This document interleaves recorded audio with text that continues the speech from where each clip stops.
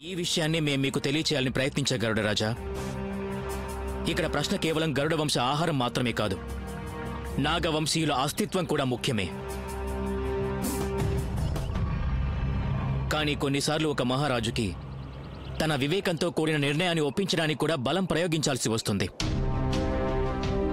ఒక మహారాజుకి అత్యంత ముఖ్యమైన విషయం ఇదే. మహారాజా, మీరు మీ సాహసంతో మీ వివేకంతో నన్ను పరాజితుణ్ణి చేశారు. నేను మీకు ప్రమాణం చేస్తున్నాను, మా గరుడ వంశీయులు ఎప్పటికీ నాగవంశీయులకి ఎలాంటి హాని కూడా తలపెట్టబోము. అలాగే ఈ నాగవంశీయుల్ని మేము ఆహార రూపంలో గ్రహించడం మానేస్తాం. ఇదే నా ప్రమాణం మహారాజా. ప్రజారక్షకులు మహారాజు విక్రమాదిత్యులకి, ప్రజారక్షకులు మహారాజు విక్రమాదిత్యులకి, వివేకశీలురు మహారాజు విక్రమాదిత్యులకి, వివేకశీలురు మహారాజు విక్రమాదిత్యులకి.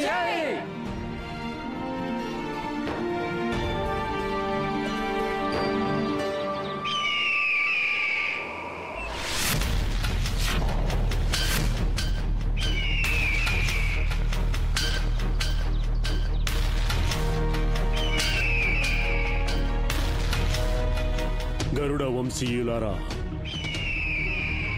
నేను మీ విశ్వాసాన్ని నిలబెట్టుకోలేకపోయాను. ఇక నుండి మనం నాగవంశీయుల్ని భోజనంగా గ్రహించకూడదు. కానీ గరుడ రాజా, మనం బ్రతికేదెలా? ఆ విషయం నాకు కూడా తెలీదు.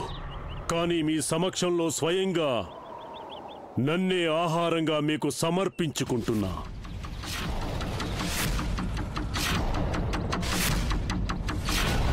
మీరు నన్ను భుజించండి.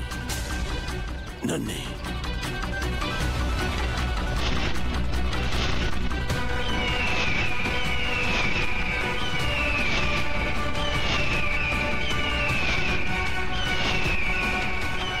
ఆగండి.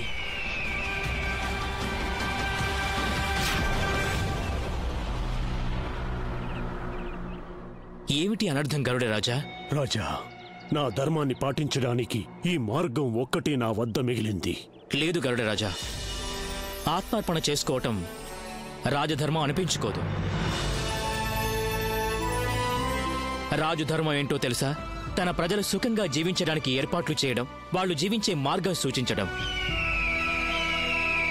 నేను చేస్తున్నది కూడా అదే కదా. కానీ ఇదా పద్ధతి? ఇలా మిమ్మల్ని ఆహారంగా సేవించి గరుడ వంశం కేవలం ఒక్కరోజు మాత్రమే ప్రాణాలతో ఉండగలదు. ఆ తర్వాత వాళ్ళేం చేస్తారు? ఎవరిని ఆహారంగా తీసుకుంటారు? వాళ్ళు ఎలా జీవిస్తారు? ఇది మీరు ఆలోచించారా?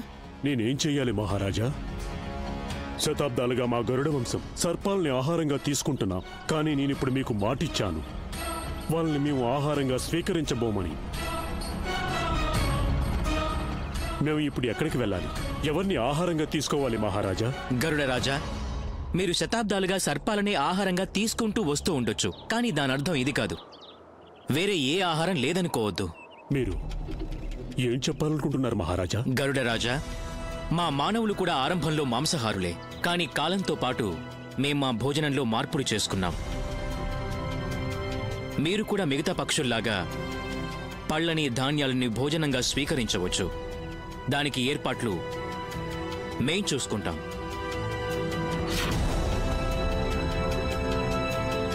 మహారాజా, ఇలా జరగడం సంభవమేనా? మా గరుడ వంశీయులు అలాగే నాగవంశీయులు ఒకే స్థానంలో కలిసి ఉంటూ ఆహారాన్ని గ్రహించగలమా?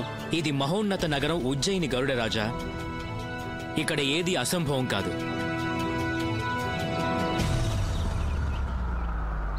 తమ వివేకం ద్వారా పరస్పర విరుద్ధ భావాలున్న జీవులు ఒకరితో ఒకరు ప్రేమగా, స్నేహంగా ఉంటూ జీవితం సాగించవచ్చు.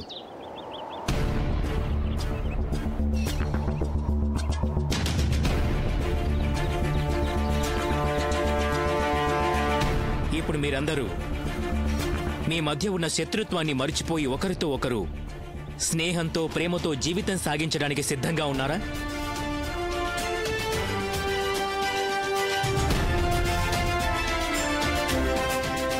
విరాట్ సింహ, ఆజ్ఞ మహారాజా. ఇకపై గరుడ వంశానికి నాగవంశానికి భోజన ఏర్పాట్లన్నీ ఉజ్జయినిలోనే జరగాలి. అలాగే మహారాజా.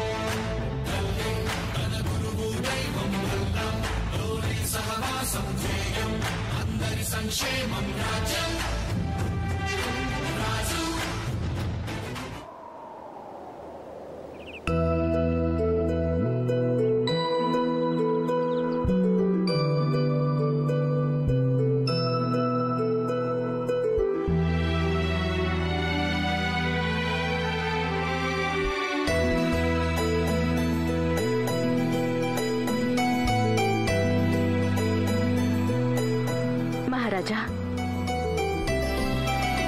నేనెప్పుడూ ఊహించుకుంటూ ఉండేదాన్ని, ఇలా ఎందుకు జరగకూడదు? ఈ లోకంలో ఉన్న సమస్త జీవులు, సమస్త ప్రాణులు తమ తమ శత్రుత్వాల్ని మర్చిపోయి ఒకే చోట శాంతి సామరస్యాలతో ఉండాలని. కానీ ఇలా ఎప్పుడు అనుకోలేదు, ఈ అభూత కల్పన ఒకరోజు ఇలా నిజం అవుతుందని. ఇది నిజం మహారాజా, మీరు మహానుభావులు. నాస్తి బుద్ధిమంతా శత్రువు. శాస్త్రాల్లో వివేకవంతులకి శత్రువులెవరూ ఉండరని రాసి ఉంది. కానీ మీరు దాన్ని కూడా అధిగమించి మీ యొక్క వివేకంతో జన్మతః శత్రువులైన జాతుల మధ్య స్నేహం కలిగించారు. మహారాజా, ఈరోజు మీరు సర్పాలు పక్షులు ఒకే చోట నివసించవచ్చని నిరూపించారు. ఇది అసాధ్యం, కానీ మీరు మాత్రమే సాధ్యం చేశారు. ప్రశంసలు గర్వం కలిగించలేదా? గర్వపడు సమ్రాట్. ఎందరెందరో అహంకారంతో మిడిసిపడుతూ కాలగర్భంలో కలిసిపోయారు.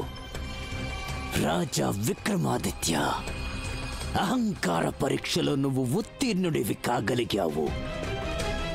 ఇప్పుడు నీ ముందున్న మార్గం సులభతరం కాదు.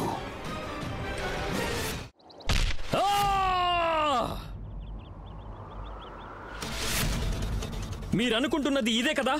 భారవుడు యుద్ధం చేయలేడని? రండి, నాతో యుద్ధం చేయండి.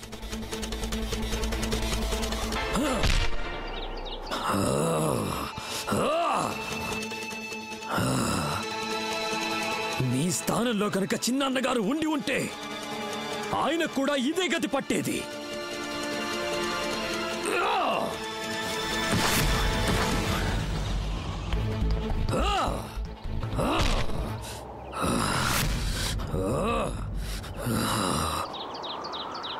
ఈ భారవుడు శక్తిహీనుడు కాదు, శక్తిహీనుడు కాదు.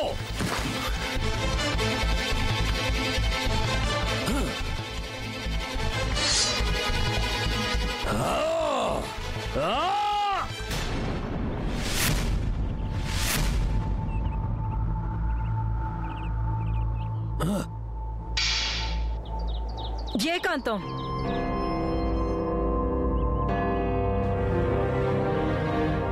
నీకు పిచ్చి పట్టిందా భారవ?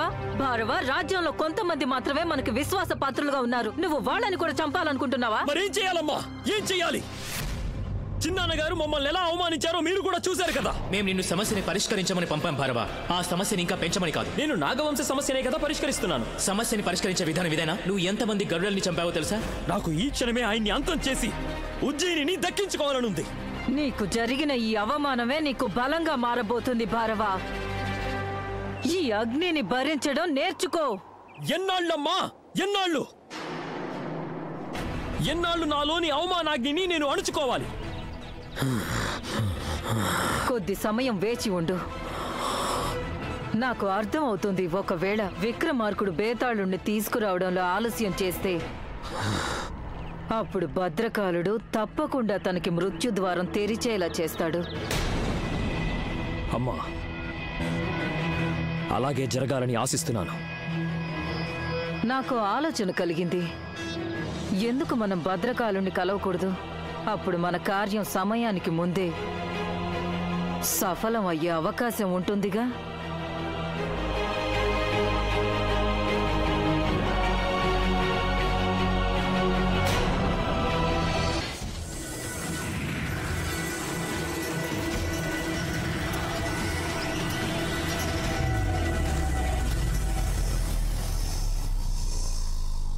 ఇంతవరకు నువ్వు ఈ భద్రకాలుని అర్థం చేసుకోలేకపోయావు. నీ అంచనా ఏంటి? నేను ఇక్కడ ఒంటరిగా నిలబడి నీకోసం వేచి చూస్తున్నానా? నా ఆలోచన ఏమిటో తెలుసా? ఒకవేళ నువ్వు గనక మాట నిలబెట్టుకోలేకపోతే నీ భార్య అలాగే నీ ప్రజలందరినీ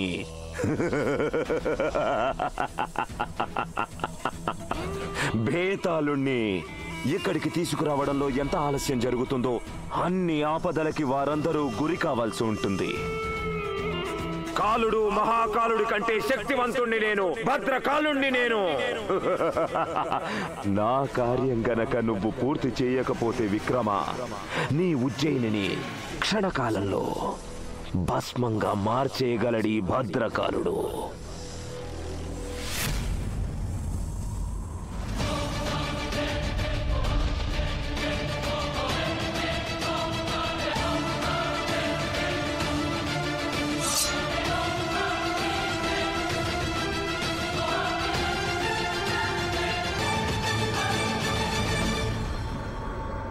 నేనిప్పుడు నీ మాయలో పడే అవకాశం లేదు భేతాళ.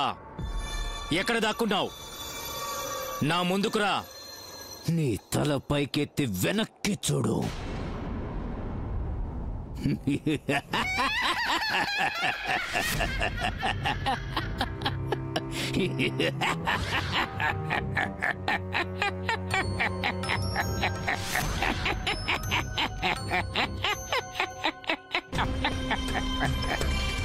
మాయా పన్నాగమా భేతాళ? ఇది మాయ కానే కాదు మహారాజా, ఇది బేతాళుడి అసలు రూపానికి చెందిన నిజం. ఇన్ని రోజులు నువ్వు చూస్తూ ఉన్నది అది కేవలం బేతాళుడి ఛాయ మాత్రమే. ఇప్పుడు నీ ముందు ప్రత్యక్షమైంది బేతాళుడి అసలు సిసలు రూపం.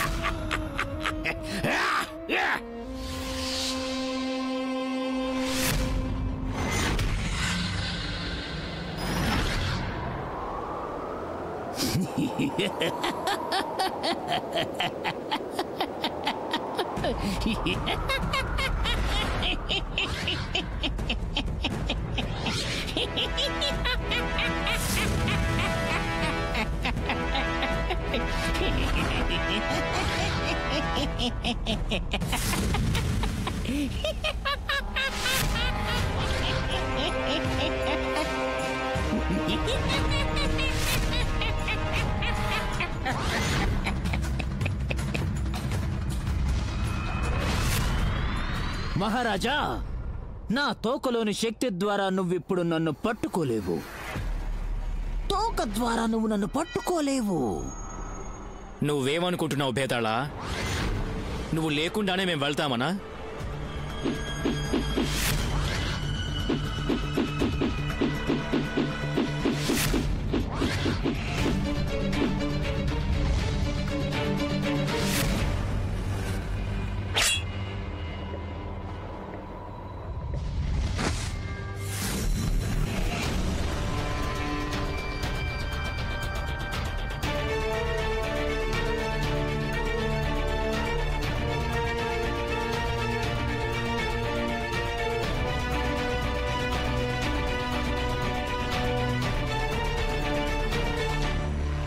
ఏం జరిగింది?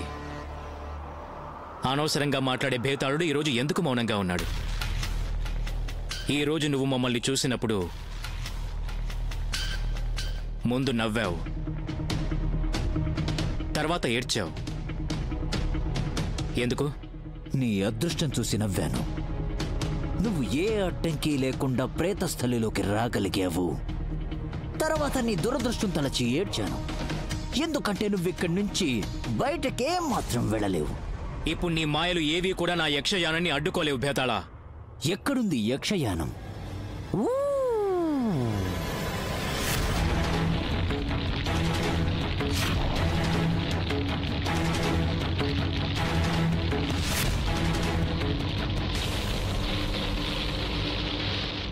ఇక్కడ కాలిపోతుంది నీ రథం కాదు, నీ అహంకారం.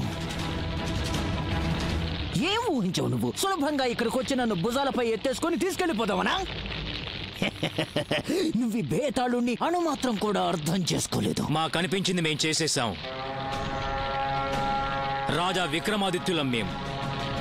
నిన్ను ఇక్కడి నుంచి తీసుకెళ్ళడానికే వచ్చాం, తీసుకునే వెళ్తాం. ఇక్కడి నుంచి బయటపడడానికి ఖచ్చితంగా రహస్య మార్గం ఉండే ఉంటుంది. నువ్వేం ఆలోచిస్తున్నావు? ఇక్కడి నుంచి బయటికి వెళ్ళటానికి ఏ మార్గము లేదు.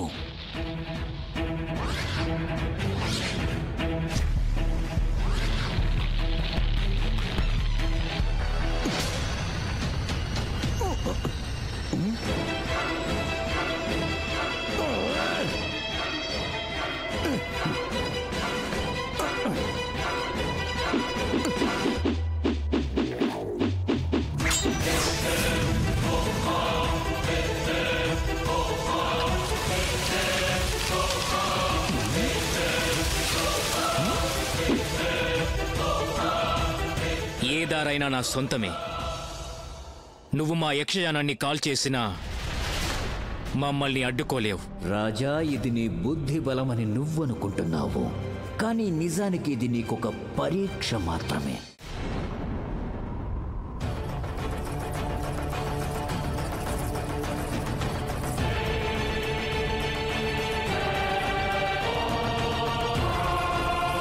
నీ తనువంతా వివేకంతో నిండిపోయింది. ఆలోచించి నిర్ణయం తీసుకుంటావు. ప్రేతస్థలిలో ఎలాంటి మార్గం లేకపోయినా నువ్వు దారిని సృష్టించుకోగలిగావు. ఇది ప్రశంస కాదని తెలుసు భేతాళా. తర్వాత సవాల్కి నాంది అని అర్థమైంది. ఇది సాదాసీదా సమస్య కాదు, ఒక క్లిష్ట సమస్య. ఇప్పుడు మన దిశ మారిపోయింది. ఇక కథలో నియమాలు కూడా భిన్నంగా ఉంటాయి, ఎందుకంటే ఇది రహస్య మార్గం. ఇక్కడ చీకటి సమయం ఎక్కువ, అందుకే కథ మధ్యలో నీ దారిని నేను అడ్డుకోను. విక్రమ, కథ చివరిలో నేనడిగిన ప్రశ్నలకి నీవు సమాధానమివ్వాలి. తెలిసి కూడా నీవు సమాధానమివ్వకపోతే నీ తల 1000 వక్కలవుతుంది. నేనిప్పుడు నీకొక కొత్త కథ చెప్తాను. సోనాపుర యువరాజు చంద్రకాంత్ కథ. రాజా నర్సింగ్ గారు చంద్రకాంత్ని యువరాజు సింహాసనంపై కూర్చోబెట్టిన కొద్ది రోజులకే దేహత్యాగం చేశారు. పిండ ప్రదానం చేయటానికి యువరాజు నదీ తీరానికొచ్చాడు. మహారాజా, ఇప్పుడు మీరు మీ తండ్రి గారికి తర్పణాలు వదలండి.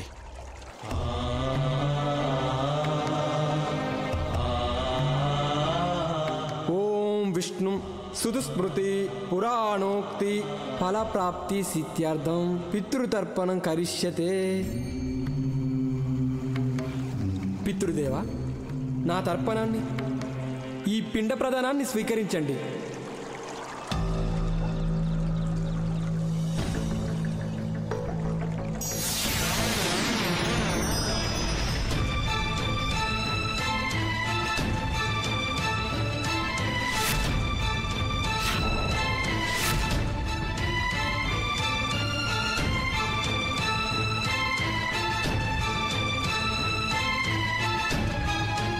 నాయనా చంద్రకాంత్, నాకు తర్పణం ఇవ్వు. నేనే నీ తండ్రిని. లేదు నాయనా, నేనే నీ తండ్రిని. చంద్రకాంత్, నీ నిజమైన తండ్రిని నేనే. నాకు తర్పణం చేయి నాయనా.